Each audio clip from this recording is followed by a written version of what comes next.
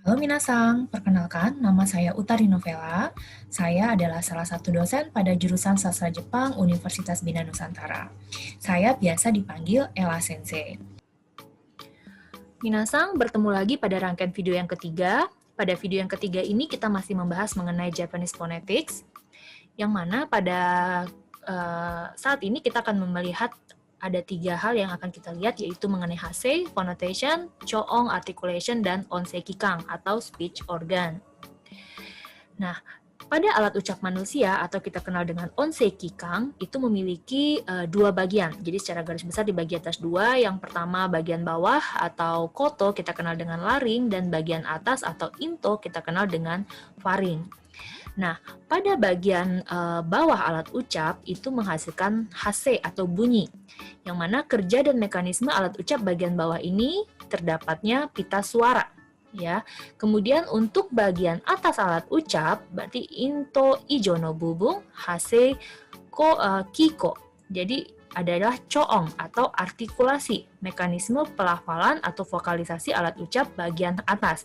Jadi pada bagian bawah itu terdapat bunyinya, karena di bagian bawah terdapat pita suara, dan bagian atas itu adalah untuk artikulasinya, atau kita kenal dengan coong. Nah, hase no taipu, jadi dari segi bunyi, itu ada 2 tipe. Yang pertama adalah yuseong, atau voice, atau bunyi bersuara. Apa itu yang dikatakan dengan bunyi bersuara? Yaitu pita suara tertutup dengan sedikit celah. Dalam bahasa Jepang bisa kita lihat wazukana sukima tsukuri, dengan sedikit celah.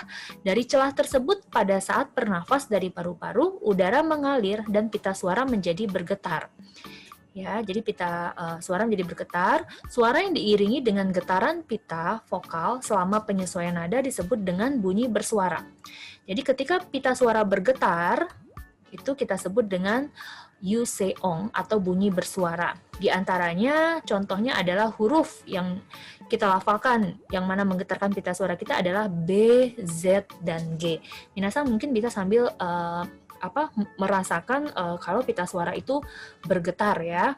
Nah, kemudian ada museong atau voiceless, bunyi tidak bersuara. Bunyi tidak bersuara yaitu pita suara dalam keadaan terbuka sehingga udara dari paru-paru bisa melewati tanpa ada halangan. Pada saat seperti ini bunyi yang muncul adalah bunyi tidak bersuara. Contohnya adalah huruf P, huruf S, dan K. Nah, itu pada saat kita melafalkan huruf tersebut, pita suara dalam keadaan terbuka, sehingga dia tidak mengalami adanya getaran. Gitu ya. Jadi bedanya antara yuse dan museong, bunyi bersuara dan tidak bersuara, terletak dari bergetar atau tidaknya pita suara. Nah, berikutnya kita melihat adanya choong kikang atau alat artikulasi atau organ artikulasi. Yang dimaksud dengan choong kikang yaitu choong kikang no uchi samazamana kotonata oto o tsukuridasu tame no kikang, yaitu alat ucap atau organ yang bisa menghasilkan bunyi yang berbeda. Ini disebut dengan alat artikulasi. Jadi alat ucap yang menghasilkan bunyi berbeda bisa kita sebut dengan alat artikulasi. Nah, pada gambar ini kita bisa lihat ya, minasang. Di sini adalah ini bagian bawah tadi seperti yang sudah dijelaskan. Laring bagian bawah di sini menghasilkan bunyi karena di sini terdapat pita suara atau setai, vocal cord, dan faring ke atas. Ya, ini adalah titik artikulasi di mana nanti ini akan menghasilkan berbagai macam bunyi yang berbeda. Oke. Sekarang kita lihat yang pertama ada kuci biru. Ini merupakan alat ucap juga, adalah bibir, ada ha, gigi, kemudian ada haguki. Haguki adalah gusi atau rahang. Kemudian ada kokogai, langit-langit keras.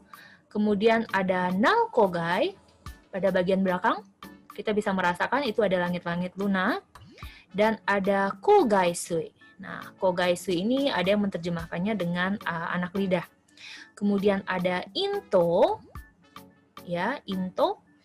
Dan koto. Kemudian ada seimong.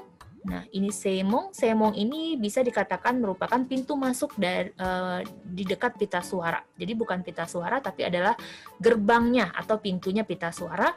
Kemudian setai, vocal cord, baru pita suara.